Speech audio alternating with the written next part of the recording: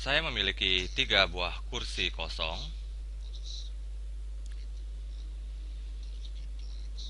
Satu, dua, tiga. 3 kursi dan saya punya 7 orang. A, B, C, D, E, F, dan G.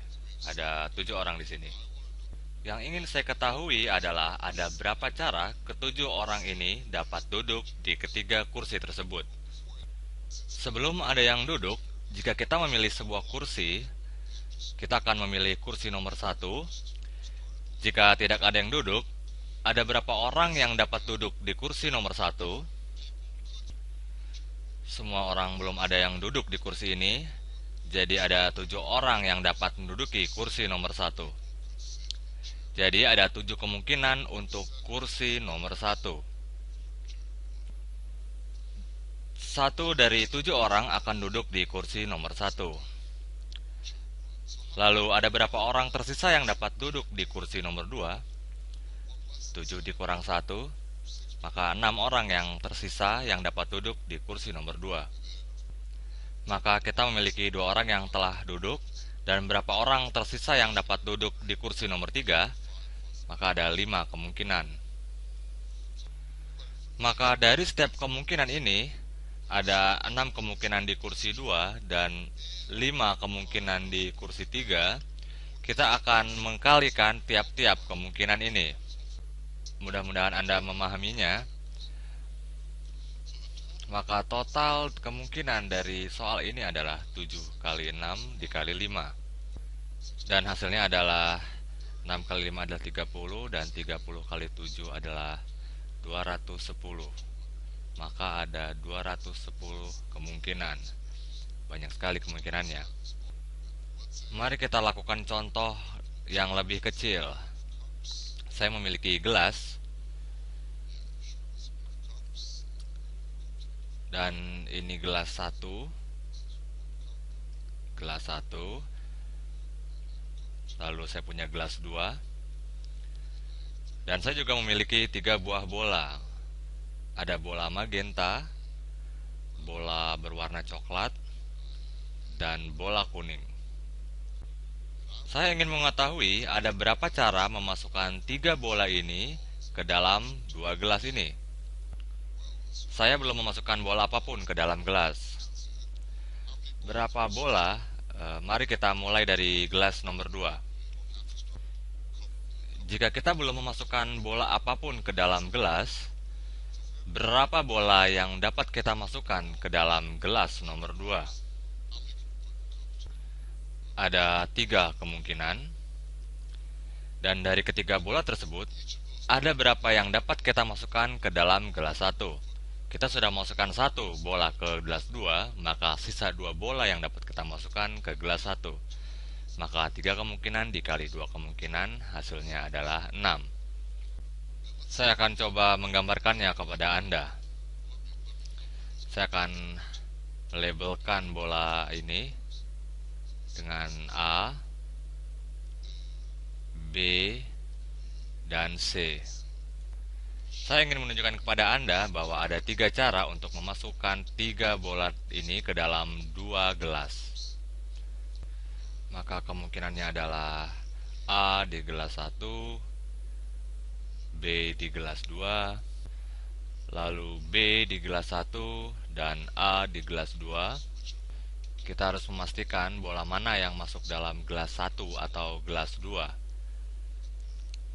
Lalu bola A dan bola C, A di gelas 1 dan C di gelas 2, dan C di gelas 1, A di gelas 2. Dan yang terakhir, B di gelas 1 dan C di gelas 2, C di gelas 1 dan B di gelas 2. Perhatikan, jika kita tidak memastikan bola mana yang masuk dalam gelas 1 atau gelas 2, maka hasilnya akan berbeda. Hasilnya akan setengah dari yang kita dapat ini. Jika kita memastikan bola mana yang masuk dalam gelas 1 dan gelas 2, atau pada soal sebelumnya kita pastikan pada kursi 1, 2, atau 3. Cara ini kita namakan permutasi. Dan pada soal sebelumnya, permutasi dari ada berapa cara 7 orang dapat duduk di 3 kursi, ya kita memastikan kursi mana yang diduduki, maka permutasinya adalah kita dapat menulisnya 7P. Di sini P adalah permutasi dari 3. Atau kita dapat menulisnya P ada berapa cara 7 orang dapat duduk di 3 kursi, atau P ada berapa 7 cara untuk duduk dalam 3 kursi. Di soal ini jawabannya adalah 210.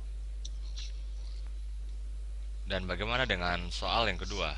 Kita tadi memiliki 3 bola yang akan kita masukkan ke dalam 2 gelas. Maka penulisannya adalah 3 bola permutasi dari 2 kursi, sama juga dengan yang tadi, P 3 kursi 2 bola, sama juga P 3,2. Dan tadi hasilnya adalah 6. Kita akan menuliskannya secara umum, maka kita akan mempunyai rumus ini. N P K. Ada berapa cara kita dapat memasukkan N ke dalam K? Jika kita perhatikan, kita dapat melakukan sebuah analogi di mana ada K tempat, ada 1 tempat, 2 tempat, 3 tempat, terus hingga K tempat. Pada tempat pertama ada N kemungkinan. Seperti contoh sebelumnya, ada N kemungkinan di sini. Lalu ada N-1 di tempat kedua dan N-2 di tempat ketiga. Begitu seterusnya hingga berapa kemungkinan dari tempat K? Jawabannya adalah berapapun dari jumlah N-1 di tempat ini. Maka kemungkinannya adalah N minus K minus 1. K minus 1. Mungkin terlihat sedikit rumit, namun jika kita melihat pada contoh sebelumnya, kita memiliki 7 orang yang akan duduk di 3 kursi. Kita mengkalikan 7, 6, dan 5. Artinya kita hanya mengkalikan 3 angka pertama dari 7 faktorial.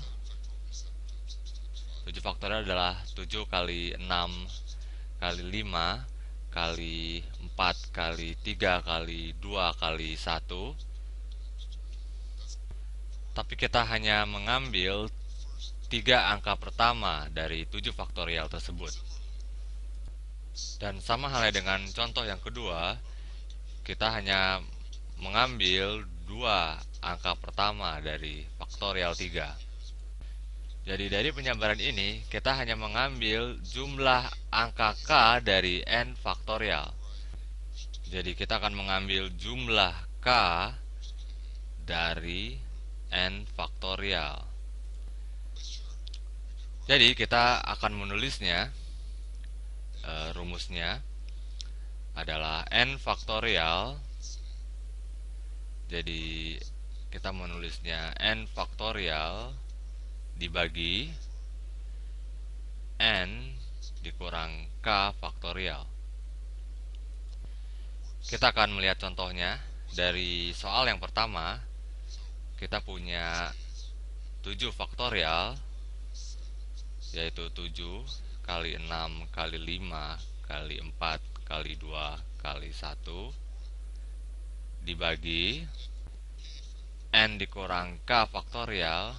Dari contoh ini ada 3 tempat, 3 kursi, maka 7 dikurang 3 adalah 4, maka 4 faktorial, yaitu 4 dikali 3 dikali 2 dikali 1. Kita coret ini karena dibagi, maka kita akan memiliki 3 angka pertama dari 7 faktorial, atau 3 angka terbesar dari faktorial 7.